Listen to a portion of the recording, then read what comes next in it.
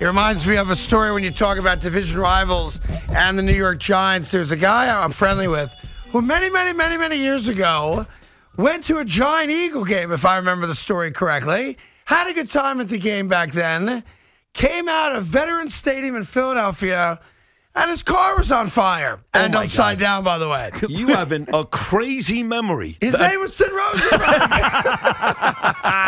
By the way, you said 4/19. That's my birthday, April the 19th. But that is a true story, right? Craig. You have a great memory. Yeah. It was the good old days, and the Eagles won that day. The Giants were unbeatable back then. They won the Super Bowl that year, but they couldn't stop Randall Cunningham. And they won that day, and I was wearing an LT jersey in the stands, and yes, to Craig's point, they turned my car upside down. They set it on fire. They called my mother words I can't even say on FAN. It was a disaster. Was your car, and this is sort of your fault if it's the case, was it decorated with giant bumper stickers and giant flags with your New York plate? Like, were you asking for it? 100%. All I needed was a New York license plate. That's all I needed. I lived, and this is up your alley and fits, in 2004, I lived in Maryland. And I had a bumper sticker for the person that was running for re-election. And I learned that's not a good idea. Not a good thing. No, not a good thing. I go back to my car, and it's keyed, it's messed up, and that's when I realized I'm not doing that anymore. And that's Maryland. When I was there in Philly, to Craig's point, this was when, folks, they had a jail in the stadium. Yeah, underneath. Yes, Veterans Stadium. These were animals. You worked in Philadelphia, Craig. Yeah, I lived there for 5 years. These are the worst people God ever created. You know that. Well, at least on the East Coast. So the reason Sid's here, first off, we could put to rest any of the nonsensical rumors that Sid and I don't like each other anymore. Sid has been very supportive and was very supportive of me when I went through my self-inflicted nonsense.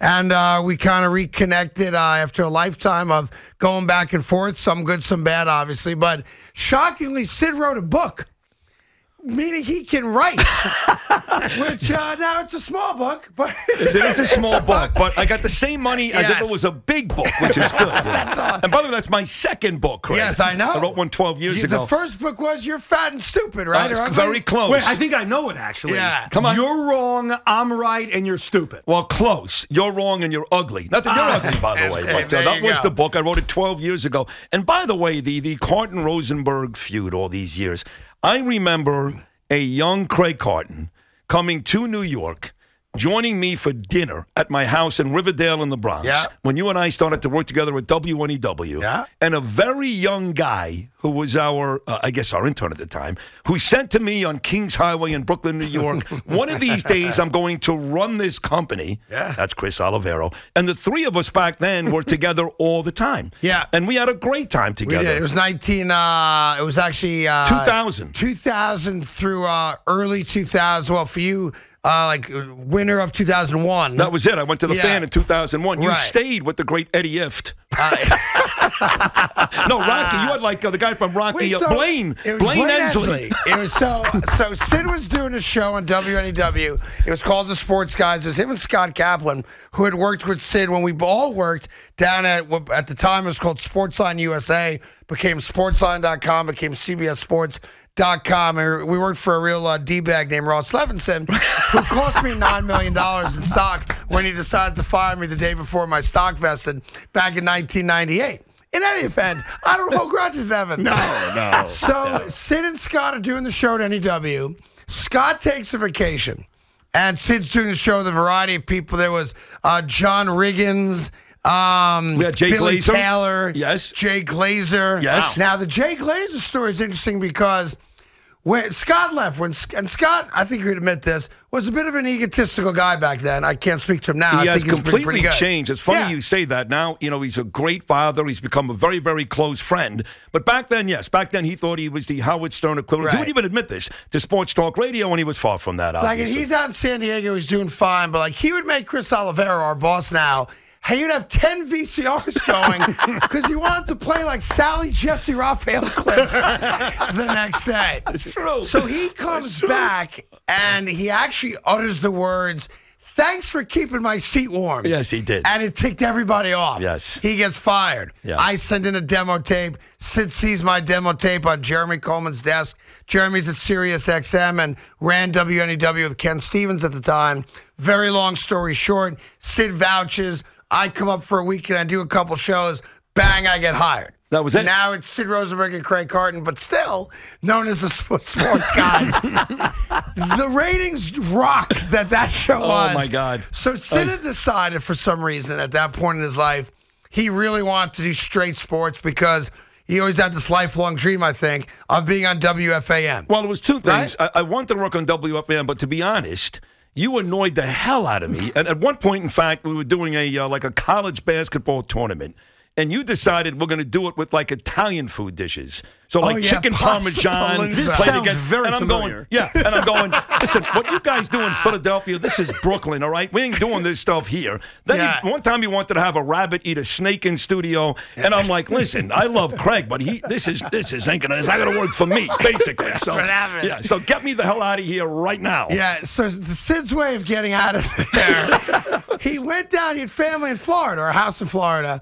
So he went down to Florida for Passover, and he never came back. No, that's not the story. It's I never came back, but here's how it worked. Hold on a sec. So Jeremy Coleman calls me, my boss, and he goes, hey, how's your trip in Florida going, Passover? I go, it's going very nice. He goes, good, stay longer. I go, what do you mean stay longer? I got to be back. I'm on the air. He goes, no, stay longer. So what happened was we had an assistant program director named Craig Schwab, and he was Jewish as well. Sid had told them he was going to Florida for Passover. A week and a half later, Schwab goes, I don't think it's a 10-day holiday. So, whatever. That was it. Long story short, that show didn't work out. And here we are, 25 years later, and you got a book called Citizens United. And beyond the book, I'm just really proud of you that as a guy who never thought I would go through similar things as you went through, well documented, no reason to go over them all again. And I don't think I ever really had enough, I guess, until you go through certain things, you can't relate to certain things. Right. And it was easy for me to look at someone like you and not say mock you, but not get it. And then all of a sudden you find yourself in a very similar position and you recognize how easy it is at times to let fame go to your head, money go to your head, and make really bad decisions. Well, I was and then you wake up one day and you're in a bad spot. Right, and I wasn't as famous or made the money you did. I mean, to your credit, because you're a magnificent talent. And so are you, by the way. I'm a huge fan of yours. You know that, Evan. But you're a magnificent talent, Craig. People like you come along once in a blue moon. So I knew you'd be back. But when they asked me the day you got into trouble, and I got a call from Paul Schwartz, and he covers the Giants, of course, and he said, will you give us something in the New York Post about Craig? And I think that everybody, including Paul, was ready for me to go roughshod on Craig Carton and just go nuts about what a terrible guy he is and how happy I am he's in big trouble. And I think that's probably why they called you. That's exactly why they called me. Exactly. The New York Post wasn't calling to get a glory. The New York Post doesn't like me. They never have. They never will. But I shocked him, and I said, let me tell you something. I know Craig. I know Craig for 20 years. He's a good guy. And he got caught up in a bad situation. I've been there. I know what it's like. I said he's a good guy, and I am rooting for Craig to come back and be the man and the star he once was, which he is right now, which is great. And that was kind of the beginning of Craig. Actually, you and I started to get along before that because we did. Although Mike Francesa will not admit it to this day, he tried to bring me back, and Chernoff said, if you're coming back to work with Mike, you need to get along with my morning guy, Craig Carton. Yeah. And that's when you and I started to mend the fence. Well, should I tell the whole story or no? No. I'm going to tell the story. You tell me when to stop, I'll stop. Go ahead, This story's never been told publicly that I'm aware of. So Boomer and I are doing the show, and it's starting to go really well. And he's right. So, Mike and Chris are going through that very public divorce, right? And they're trying to figure out, is Mike going to have a partner? Is he not? And very quickly it comes out, he's going to have a partner, and it's going to be Sid Rosenberg. And Max Kellerman. Well, Max Kellerman came a little later. Yeah, but initially he went from me to me and Max because he felt like, hey, if I take vacation, I've got two guys who can fill in Max and Sid. Plus, Max is the numbers guy. Sid's the emotion guy. Yeah. Max is the Yankee fan. Sid's the Met fan. Right. So he really thought the three of us, like these three here, would do a great show. So Mark Chernoff comes to me and he goes, listen, Mike's going to hire Sid. We're going to hire Sid. And you and Sid have to figure your problems out. Yeah. And I said, if you hire Sid, great. Hire Sid. Like, I'm not going to stop that from happening, nor do I have that kind of power or anything. We'd only been there maybe a year, if that much. And I said, good luck. And he goes, well, it's an issue. You and Sid's past this and that. Sid thinks he owes you money. Right. And I go, I don't think he does owe me money. He goes, well, if he sends you a check, accept it. Right, you did say that to me. I'm not going to say the amounts of money because it's irrelevant to the story, but I get a FedEx package. That's how bad I wanted to come back. The next day, Mark Chernoff comes into my office, and he says, take this. And I go, great. And I put it on the desk. He goes, open it in front of me. And I go, what is it? Like, he was so vested in Sid coming back. He was. And they thought the last hurdle, I guess, was, me being okay with it. Right. And I don't think that's the case, but that's what Mark thought, right? Yeah. He wanted to know that Sid and I were going to get along, okay? So I open up the FedEx package, and there's a bank check, a certified check. That's right. For X amount of dollars from Sid to me. And I said, I don't want this. And Mark goes, just take the money. And I said, I'll never, here's the point. You actually called me and said, I don't want this. Well, not just that.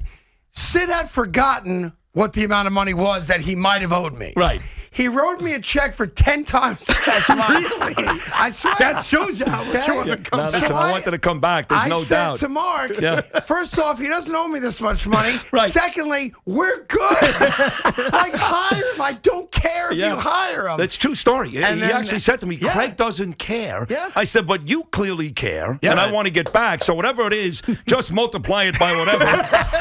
But the best part of the story is, while Craig was a great sport, he really was, and never bothered me, to this day, and I like Mike. Mike and I get along fine. I know you ripped the sign off the door. But Mike was on my radio show on WABC just 6 weeks ago, and he was very, very nice. But to this day, he denies vehemently that he was ever serious about bringing me back to New York. Does he deny that he talked to you about it?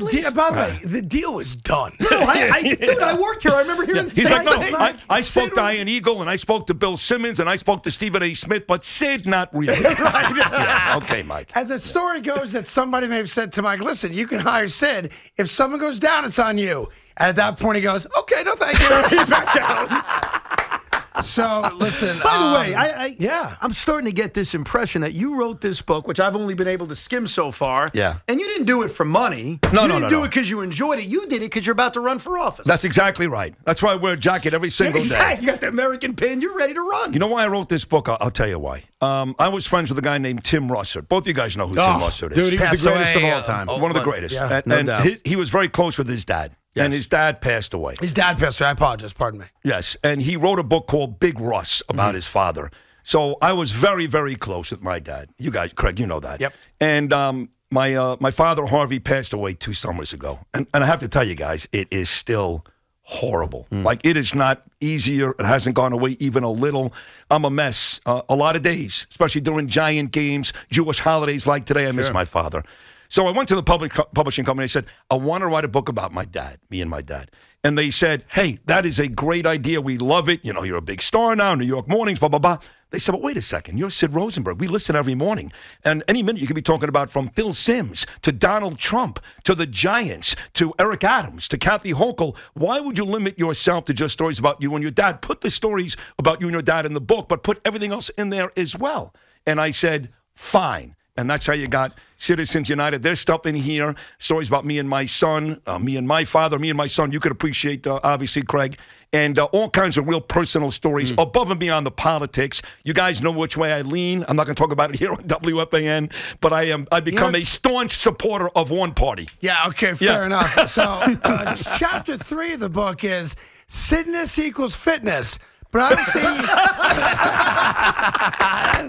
I don't see a chapter on how to maintain a glowing tan while living in Brooklyn or the Bronx or Queens.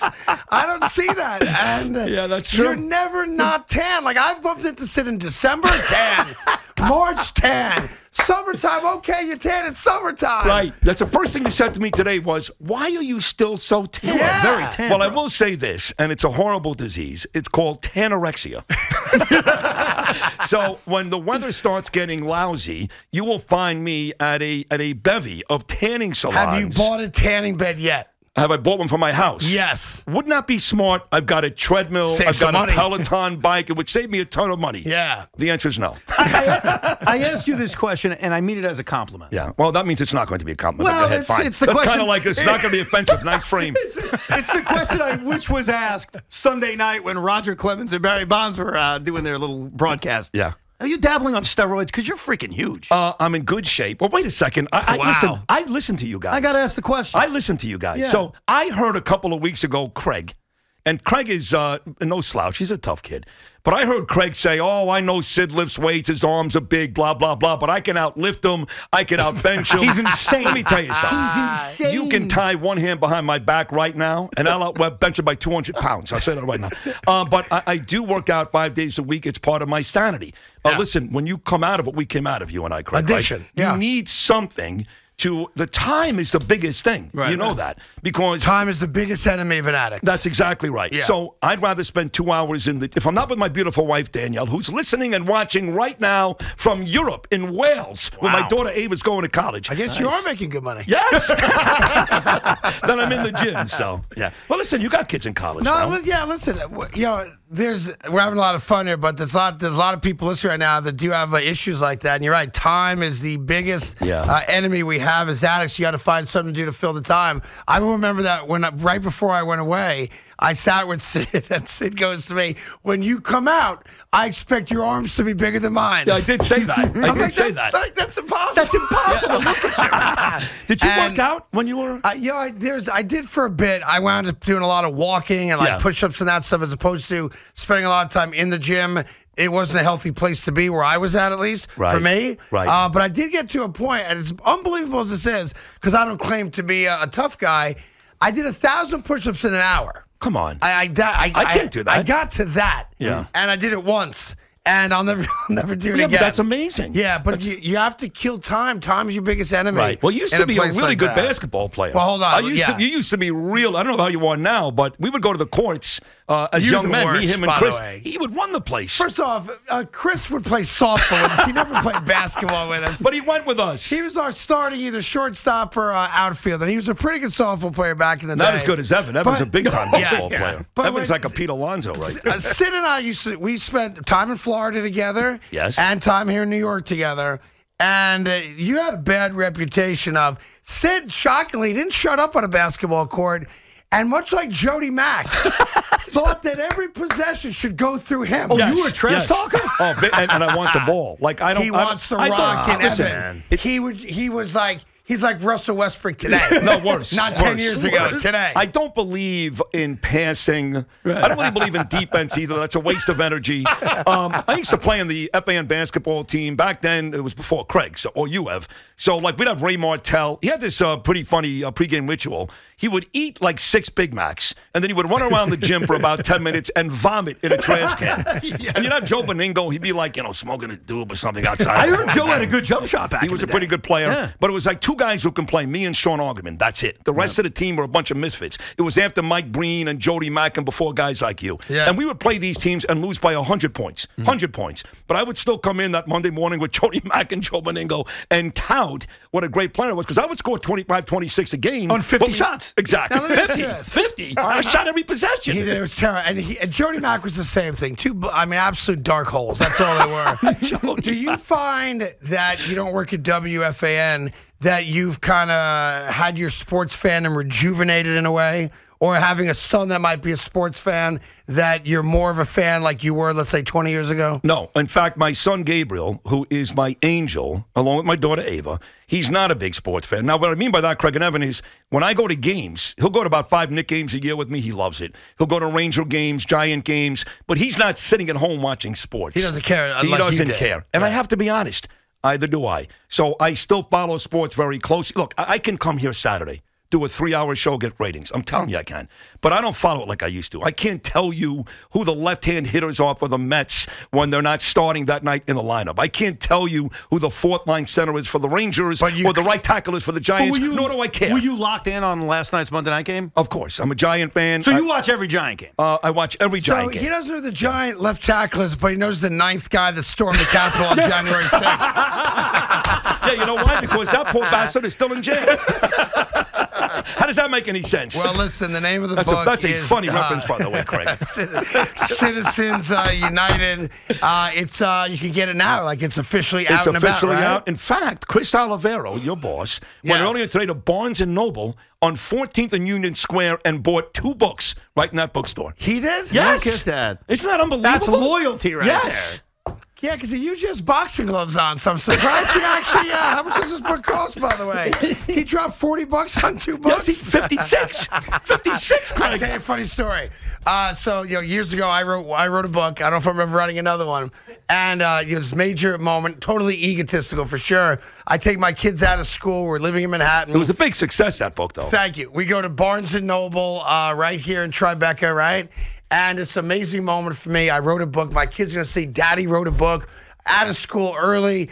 Bang. We walk into Barnes & Noble the day the book comes out, which is the day you're going to sell the majority of, well, at least most of your books, maybe not the majority, right? I walk in. I'm expecting the book to be on display right when you walk in, right? Sure. It's not on display. All right. To be honest, a little disappointed. I then look around. I don't see it here. I don't see it there. New releases. I don't see it. Now I've got to, swallow my ego. I go up to the girl at the counter and say, I'm sorry, I'm looking for a book. What's the name of the book? She types it in. She goes, yeah, we don't have it. And I go, excuse me? What? She goes, yeah, we don't have any. I go, could you check other Barnes & Nobles in the city of the 5 boroughs? She goes, no problem. Boop, boop. Yeah, we don't have any. So I called Simon & Schuster. They're the publisher. And I go, hey, listen, I took my kids out of school early today. The book comes out. I'm pretty excited about it, right? It's not in Barnes & Noble in the borough that I work in and live in. Oh, and my. they go, oh, yeah, we didn't tell you. We're in a huge fight right now at Barnes & Noble, and they're not taking any of our new releases. Oh, my God. Now, for me, they printed 14,800 books. That's a nice order. That's a nice order, Craig. That's a nice order. It took 5.5 years, but I sold every one of them. So, listen, I wish you the very best of luck. Thank you. I should tell people that I wrote a little excerpt for you, which is on the back cover of the book. Well, you're being very humble because I'm going to tell you that the other folks that wrote excerpts include people like Bill O'Reilly, Miranda Devine, Chance Parliamentary, Congressman Peter King, and I mean this sincerely. Craig's was the best. He closed it out with, I'm not exactly sure what a citizen is. They call my band Citizens, but I'm scared to death that I might be one. Yeah. So I thought that was so good. I mean, really a terrific job, Craig. Well, I was trying to get a second book deal. That's what I was going for. It's good seeing you. I'm glad more than anything else that you're in a good place. Thank you. That you're with your wife still, and you're a great dad. Thank you. And I wish you nothing but the best of luck. I'm glad that we were able to renew our friendship, and nothing makes me happier than to see you do well. You too. You too. I feel the same exact way about you. And what I wrote in the Post that day, I meant it. And I'm proud of you too. I'm happy for you. And you, I've always loved. You replaced me. Of course. I know. Joe Beningo was sitting next to me every day. Then it was you. You did me a favor, unfortunately. How many different co-hosts did you have here? Only 2. Middays, it was Jody McDonald. You and then Jody, it was Joe Beningo. First one? First one was Jody Mack. I'll tell you a quick story. So I'm doing NEW, the morning show, and I leave. Craig stays here. And I come here, and I need to make a 6-figure salary to stay in New York, or I have to go back to Florida. So Chernoff goes, you'll do sports on IMUS, and he gives me the money I'm going to make. I said, Johnny, that's not enough money. He said, don't worry. No one knows this, but in 3 months, there's going to be a new network in New York that George Steinbrenner is starting, and Susan Waldman is going to leave. I'm going to put you in there with Jody Mack. I said, Johnny, you promise me that's going to be the case? To the day, 3 months later, the Yes Network starts. Susan's out. Here comes Jody and Sid. Crazy. How about that? Boy, he gave up company secrets that easy. Yes. Oh, yeah. Didn't cost me a penny. Unlike you, I had to check 10 times the amount of... All right, so there you go. So that's how you got the job That's with Jody how I got Mack. the job with Jody Mack, yeah. And was it 10-1 originally? It was 10-1. And then Mike and Chris came out at 1 o'clock. Exactly right. And in fact, I spoke to Chris today. He was on my morning show today. He was great. I couldn't get him off the phone yelling and screaming about how Albert Pujols hits his 700th home run on Apple TV. Yeah. I'm like, oh, God, dog. I go, do you know there's a war in Ukraine? I get it, Sid, but I got TV. How could anybody do it? Well, Oh, God. We'll try to regroup and get back at it with you. That's Sid Rosenberg, though. Thank you, guys. Good having Sid here. You too. All right, when it comes to setting the standard for luxury, by the way, Evan wants you to sign a book to him here. I did. I actually said that. I said, can Sid sign me a book? When it comes to setting I also may want you to replace Craig if he ever leaves me. We've done shows together, don't forget. I know. Yeah, so very good. Saturday mornings. You guys did shows together? Yeah. Oh, many. We did a couple of Saturdays together. A couple of Saturday morning shows back in 2014. Well, Sid and I have this weird thing, like, he was partners with you. I'm partners with you. Right. He was partners with Joe. I'm partners with Joe. Right. There's a phrase for that. What is that? It's called... Eskimo Brothers. Yeah, it's kind of more like incest. I'm going to go vomit now, if you don't mind. When it comes to setting the standard for luxury, it's... By the way, he gave my daughter her first nickname. You remember what it was? It was an MJ. You called her Mickey Blue Eyes. I did call her, and to this day, you still call her that? No. Because let me tell you something. I can see you, Kim, and Mickey Blue Eyes in her cute little pink outfit in a carriage outside a diner before your second child, Sonny, was even born. 86 and Broadway. That's exactly right. That's right. That's right. Exactly right. Oh, Mickey Blue Eyes. Yeah. What a beautiful kid. Maybe God bless him.